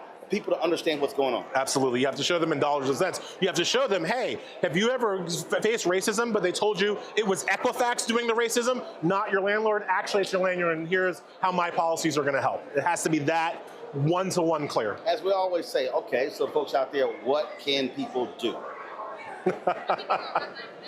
Pay the damn attention, one, right? Just like be aware of what's happening, one. Two, a lot of housing discrimination happens at the local level. So when you are talking about housing discrimination, you are talking about state, local elections. You're talking about your local DA. You're talking about your local zoning board. You're talking about people that you vote for in off-year elections when Congress and the president aren't running. So for the love of, like, show up to those elections because those are the people that are actually going to impact your, I live in New York City. We have a rent board. They're elected. We can change them anytime we want if we just show up in these off-years elections. So that's what I would say. And last point, we have midterm elections next year. But this November, this year, 2025, some of these local officials are up for election, and you can change literally how it works in your community if you show up in overwhelming numbers. Well, in the case of you've got New Jersey gubernatorial election, you've got Virginia gubernatorial election, you've got House up as well. And so this has to be where we're making this a point at candidates forums, challenging them on these issues. What are you going to do about this in the state legislature as the governor to make sure it doesn't happen? We don't have to completely rely on the federal government for these things. Which is lucky because the federal government ain't going to help us no way. Right, especially not this one. Right, not this one. So this is a great opportunity to kind of stretch those, what do the Republicans like to say, states' rights? It's time where you got to stretch some states' rights and take the power back that way. But also, again, like just having people focused and paying attention to it. I work for Progressive Publication. I'm in progressive networks. The fair housing story, it's one of the ones that hasn't been talked about. I know you've been talking about it a lot on your show, but like this is a thing that is, again, directly taking money away from us. That's right. And people don't know about it. Billions. All right, Ellie, appreciate it. Thank you so much for having me. Thanks a bunch. Pat, the reason that conversation is critically important because I keep saying it, what Trump and MAGA wants to do, they want to target everything black. And a lot of folks are not paying attention to what's going on. And that whole issue with housing appraisals, where we are being impacted, losing billions upon billions of dollars, the right, they don't give a shit about that. Correct. See, also the private equity that's in housing these days, right? I mean, we've talked about it on the show where single family homes in like greater proportion than ever before are being owned by private equity. That's important because these business people who want to be racist and want to sell it to certain people and want to deny certain people's entrees into communities are going to be able to do that with impunity now if you know that the Fair Housing Act is gutted and that there's not going to be a Department of Justice or other officials who will be looking into that, cutting down the numbers of the lawyers who investigate that. That's going to have a measurable effect on black wealth and also just your ability, your God-given right to live where you want to live. And I'll say two things anecdotally that go to this point. I filed my first Fair Housing Act case last year in a situation in Houston, and it was a young man who was trying to rent an apartment. He didn't get it rented. They had a question about his finances. He goes into the office and he says, "Are you not renting this to me because I'm black?" And the woman said yes. Wow. He answered yes in 2022. So it's a suit I filed last year. And yesterday, I happened to be talking to a woman here in Corpus Christi who lives in the Austin area where I'm from. She's in a small community outside the Austin area. And she told me that white people like her, it's a white woman, I was at an event, she says that people like her are concerned about the number of Indians moving into that very small community on the outskirts of Austin. And she said her husband works for a realtor, a big home builder. And she said he comes home exasperated because there are just so many Indians moving in, everybody's uncomfortable. And I literally told her, I said, 60 years ago, somebody was saying that about me. Do you not realize that as you're sitting here telling me the story? And my point is, in 2025, those kinds of things are still happening. So if you have no federal protection and you have no recourse, that is going to have a measurable effect on non-white people, particularly who want to move into certain areas and who have every right to be where they want to live. So this is a law that absolutely it's a travesty that it's being gutted. And this is the kind of thing that should really, really, really concern people. So when I did Patrick Bet David's podcast, he claims he's independent. He's not. He's a MAGA right-winger. That's all he is. I want people to understand this is somebody with a huge following on his YouTube channel, social media. And if y'all want to see the sheer ignorance of this immigrant, okay, because he tried to question me earlier, and I was like, why don't you move back to black neighborhoods? Why don't you move you guys back to your goddamn country? Trying to tell me what I should be doing. But I want y'all to listen to what this ignorant fool had to say when I brought up the factual information regarding home appraisals. Check this out, y'all. I'm gonna need you to be drug tested. Seriously. Yeah. Do you even know today? We've done the stories in Florida when somebody's black selling their house, the appraisers will come in and literally give them a value $100,000 to $300,000 less because they're black. You know that that's actually happened, right? You'll take one story and say that. Oh my God! On how many occasions has that happened? Are you serious? Do you think a message like okay? Why don't you go ahead and Google? Why don't you go ahead and Google? How many times has that happened? No, I believe it's happened, but how many times has that happened? The New York Times literally just did a story talking about the systemic racism that exists within housing appraisals. This is a fundamental problem. I'm trying to see you're living in a different reality. What progress are you making by saying that? What progress? So what you're doing? I'm trying to end that. Okay. Do you know how inherent? Okay, hold on. You said you're Middle Eastern, right? You're trying to. Hold on. You said you're Middle Eastern, right? I am. Yes. How would you feel? How would you feel? Yes. If you're selling your home, you've got a home that you know, right? And you put upgrades in it, and you know your home is worth $500,000. Yeah. And somebody comes into your home, and they see your photos, right?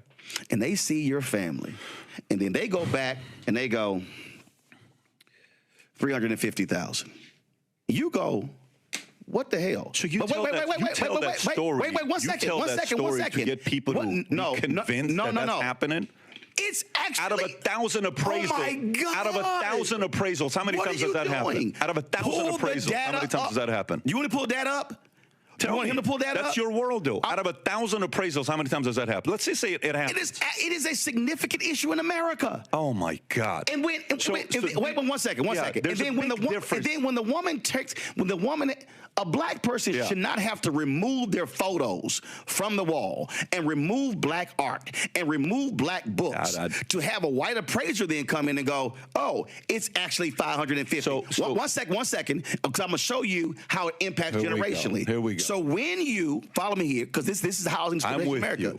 When you then get that lower appraisal, you then cannot sell your house for the higher value, which then means you are not then taking those proceeds and being able to invest, being able to send your kids to school. And what I'm trying to explain to you is there is a world out here that for some reason you're like living in Unity world that ain't the real America. Brother, I'm trying to get rid of that stuff. You have the wrong guy here. You have the wrong guy. I'm trying to get rid of it. Okay, good for you.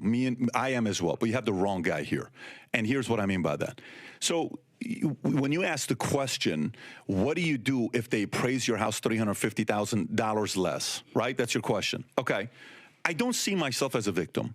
I stopped looking at myself as a victim a long time ago. And by the way, being Armenian and Assyrian, you know what a lot of people in the Armenian community do? You know what a lot of people in the Armenian community do? They sell victimhood mentality. I'm raised with that, which is the statement of mechka. I know you don't know what the word mechka means. Mechka means, oh, poor Roland, oh, poor PBD. I don't see myself as a victim. And the other part is when you use one story as an example to divide and get people even angrier because out of 1,000 appraisals this happened one time, I don't think you're unifying when you say a statement like that to say, hey, this is what's taking place all the time. But going back to it, so you left because you wanted better economic situation for yourself. Listen to what you just said. Again, I'm having a hard time listening to what you just said when you're saying it's so fundamentally flawed because when you say, "Oh my God," you see yourself as a victim. You do. No, you're selling it as a victim. No, I'm not. What I'm selling is a reality. What I'm selling is when this is again. Since you didn't, I guess you couldn't pull it up. Okay. Oh, he did pull it up. Okay. The Biden administration, the Federal Housing and Finance Agency, released 47 million appraisal reports to the public for the first time. The appraisals, which were compiled between 2013 and 2021, present evidence of a persistent, widespread practice in the home appraisal industry to give higher values to homes when the occupants are white and devalue them if the owners are people of color. That's such bullshit.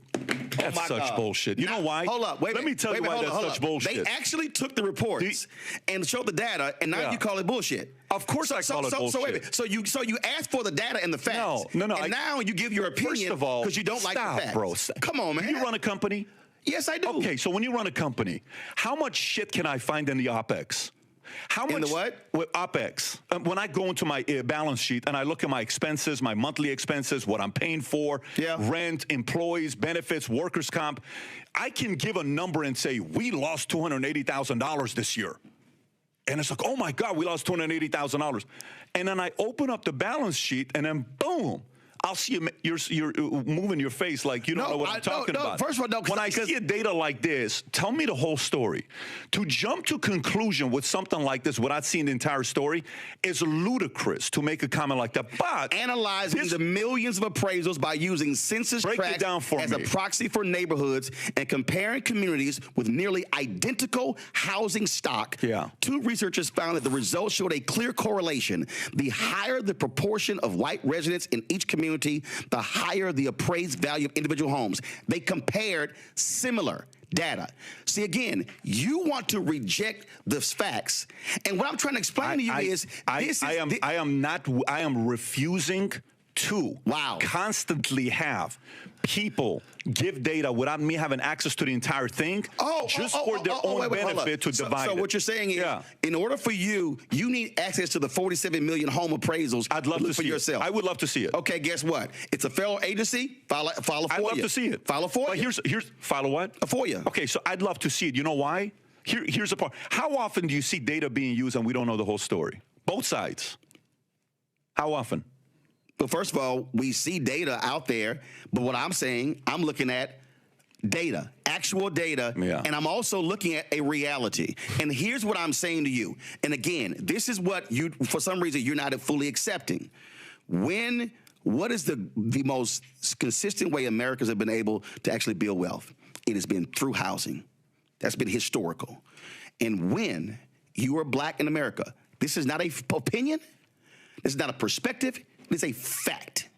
What we have seen is when you have been unable to enter the housing industry, meaning covenants saying you can't sell to black people, then when you actually buy a home and they've been grossly undervalued, that then limits you from being able to sell your home at a higher value and now take the profits and then create a business and then be able to send your kids to college. And what I'm saying to you is when that has been persistent, when you look at the appraisals, one, when you look at inability where you're buying a house, two, all of a sudden now you see a clear way how African Americans have been impacted, not historically, but still in present day. And what I'm saying to you is, whether you are Democrat or Republican, I want that to change. Hello, I'm Isaac. Right there. Drew, I want to see the 47 million appraisals. This is what they do. So when you have the facts, then it's something else. A white man like Patrick Bet David, oh my God, you're being a victim. I'm being a victim because I'm stating fact. This is what these Republicans do. This is what these Republicans who are immigrants, who's Armenian, Syrian, or whatever the hell. The reality is Patrick Bet David gets to come to the United States and live like a white man. He gets to be seen as a white man. He doesn't have to take down his photos, but guess what? If you got black art, and you got black books, and you got black DVDs, and you got black family portraits, you gotta hide your shit because these white appraisers are taking you down.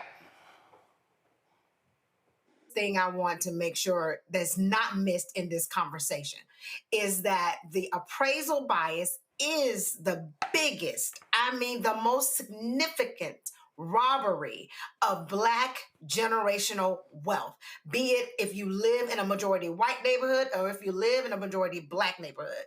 Not only is the appraisal happens, when you talk about what systemic racism is, when you talk about how it impacts our families generationally, if I am not in a community that is appraised appropriately, which means that means opportunities, that means access to healthcare, that means access to great schools, which means access to networking opportunities. Those are the things that impact us tremendously. And if we do not continue to shine a light, I'm going to go back to this.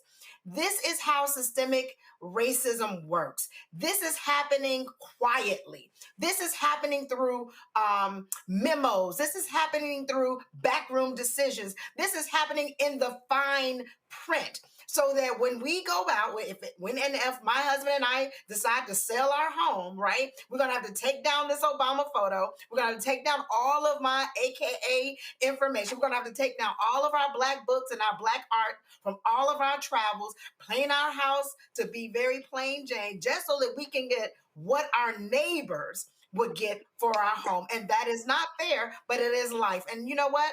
Sometimes you just have to state the fact and keep on walking, because arguing or going back and forth with someone like that, they don't get it because they don't want to get it. No. But see, here's why that was important, Michael, because my deal is I'm going to check you on your show. And guess what? All your followers, they gonna have to listen to that conversation, and I dare they Google it. When I click the comment section of our video here, this sister here, she actually posted this comment. She said, Black realtor here, racism and appraisals is a huge issue.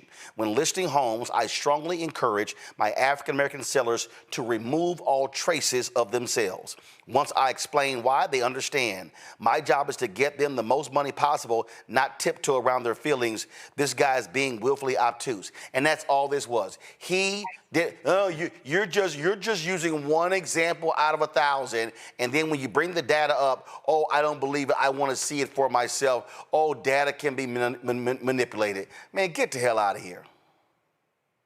Well, he didn't know that you were coming with the facts. That's what it is. And that's why he had a guy sitting there who was pulling stuff up on the monitor. And I said, oh, you can't pull this one up. I literally told him the article, all they had to type in Google was New York Times, housing appraisals and racism. But it was like, oh, he just couldn't find it. So I was like, yeah, I can find it on my own phone. I'm going to read it to you. Absolutely. New York Times, widespread racial bias found in home appraisals. Easy to find, November 2nd, 2022. And this, what you said is so important. The Brookings Institute has been doing a lot of good work exposing this because the Brookings Institute has a piece on how racial bias in appraisals affects the devaluation of homes in majority Black neighborhoods. And our homes are devalued by approximately $162 billion. Okay, so that impacts generational wealth. That decreases our ability to pass on generational wealth to the next generation. And about 96% of home appraisers are white. Now, the Biden-Harris administration was doing work to combat that. Okay, And one of the things they did was took on racial bias in home appraisals and closed the black-white home misevaluation gap by 40%. Now all that stuff is going to stop. It's going to stop under the Trump administration, because anything dealing with race that they feel discriminates against white people, they're shutting down in the name of attacking DEI, diversity, equity, and inclusion. So I'm glad you showed that. But once again, this shows how policy impacts your economics. And you got a lot of people out here who spoke negatively about Vice President Kamala Harris, said don't vote for them, just focus on building businesses in your community, stupid shit like that. And I'm all for building businesses. I've been doing that, help Black people do that, help them get funding for it. But politics impacts your economics. So this is why this show is so important, because we are under an unprecedented attack that we haven't seen since the Jim Crow era. Well, again, real quick, go ahead. Economics. Politics, that I think if you could say that one more time, because for some of my brothers, politics impacts your economics. Yes. Yeah, politics impacts your economics. Politics is the legal distribution that scales wealth, power, and resources. So you have to understand how all this connects. I've been involved in writing public policy for the city of Detroit. I've helped Black people get grants to start businesses and expand their businesses, things like that. Yeah. Okay. I taught entrepreneurship for 7 years, so I understand. I've managed Black-owned companies that have had government contracts. Well, most of our employees were Black. Yeah. Listen, the bottom line here is real simple. Folk like Patrick Bet-David and these other conservatives, white conservatives, they want to deny what the reality is. That's what they simply do. Folks, another story here.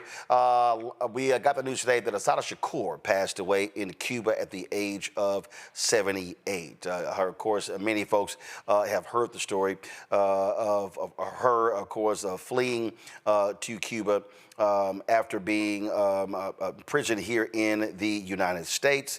You might have seen her name. You've seen her on shirts.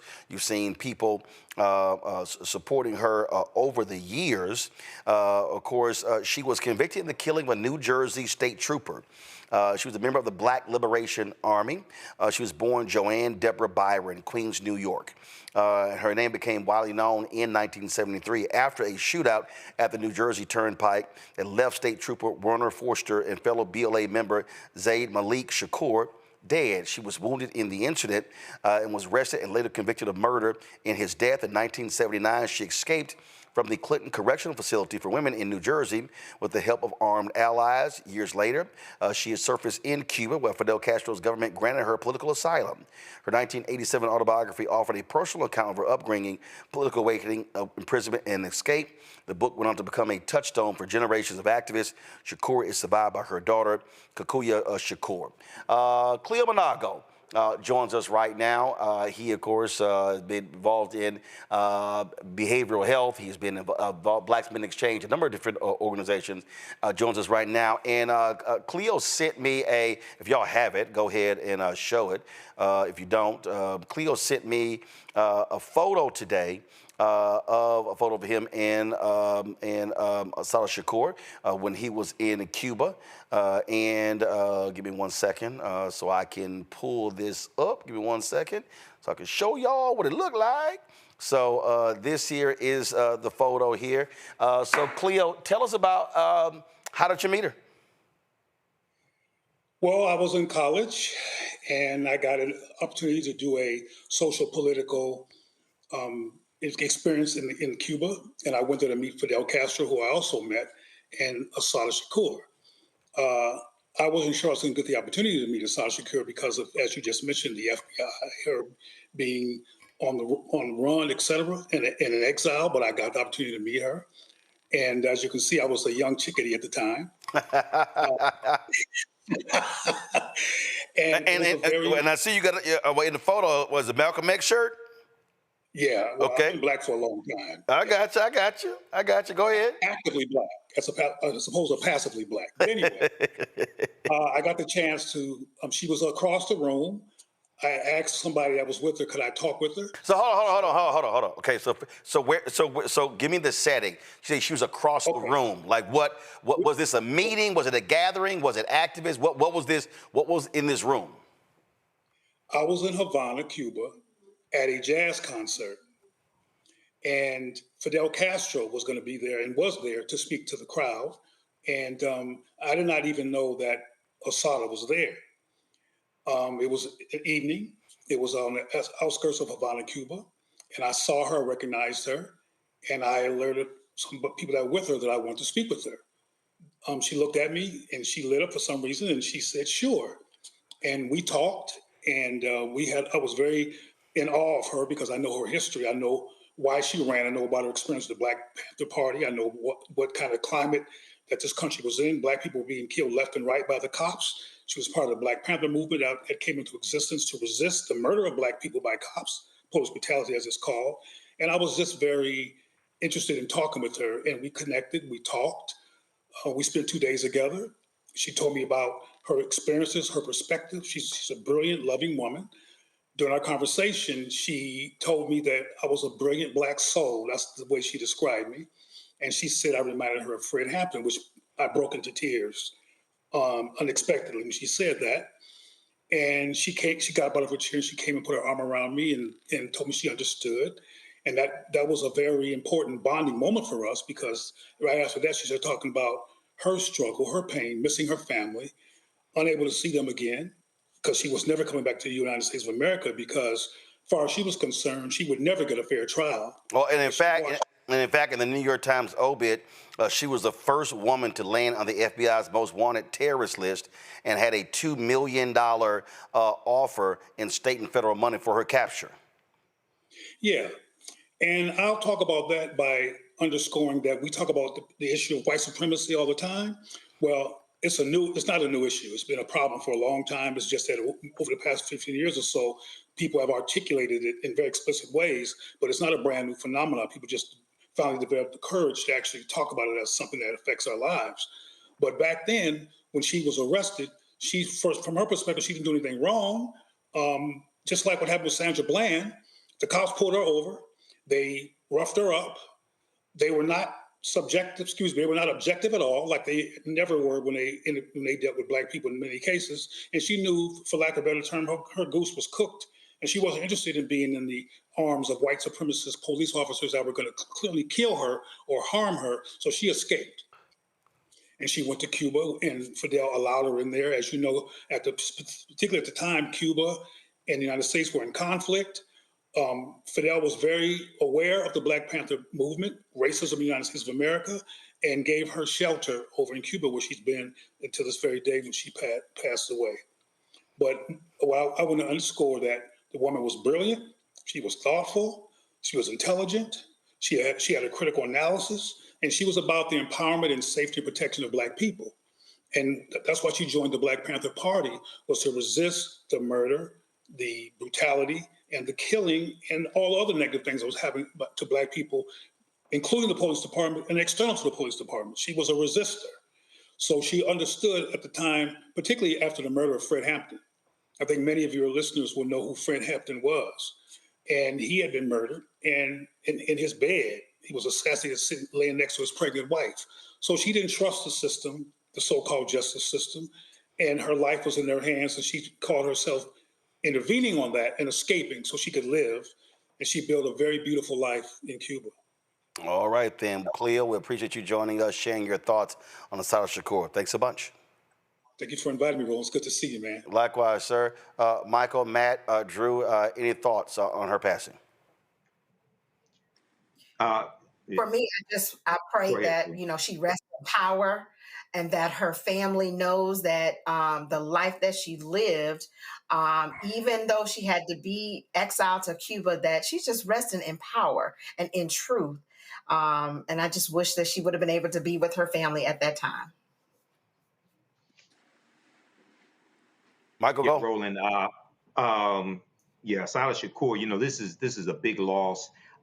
She's an inspiration to generations, not just because she was the godmother of Tupac Shakur, but because former Black Panther Party member, Black Liberation Movement, and these brothers liberated her, as my teacher, Professor James Small, told me, who was in the movement. He said these brothers liberated her from prison. I was watching an interview from 2013 that former attorney Lennox Hines did on Democracy Now! And he broke down the case against her, the murder case against her and the New Jersey state trooper, against the New Jersey state trooper. And he broke down how she could not have done the crime, okay, because she couldn't even raise her hands above her head because of bullets that hit her. So he broke down the case, and she was convicted by an all-white jury. So this is the type of, as Cleo stated, this is the type of injustice that the Black Panther Party and the Black Liberation Movement, Black Liberation Army, this is what they were fighting against here in this country. And the fight continues today. Absolutely. Matt, anything? Yeah, the only thing I'm going to add is I saw something on Facebook right before the show that I thought was really important. There's a friend of mine who was saying that this is the kind of depth of conviction that people need to really model themselves after, number one, and to say as well, you know, that phrase that you see a lot on social media, we are not our ancestors. Well, this is exactly the kind of ancestor you should strive to be, a person who is going to live their commitment and their conviction as strongly as she did. And I'm hoping that this younger generation takes from that the drive to do the same in their own lives. All right, folks, that's it for us. I appreciate it. Drew, Matt, Michael, thank you so very much for joining us on the panel. Folks, Monday, I'm going to be coming to you live from South Carolina. Hall of Fame basketball player Alex English is having his celebrity golf tournament. I was invited to play in that, and so I'll be broadcasting from South Carolina, so we'll be here. What'd you say, Matt? Matt, what'd you say? Much love to the control panel. Matt, what'd you say? Say what? Oh, now you know what I'm saying? Now you self-muting? You self-muting now?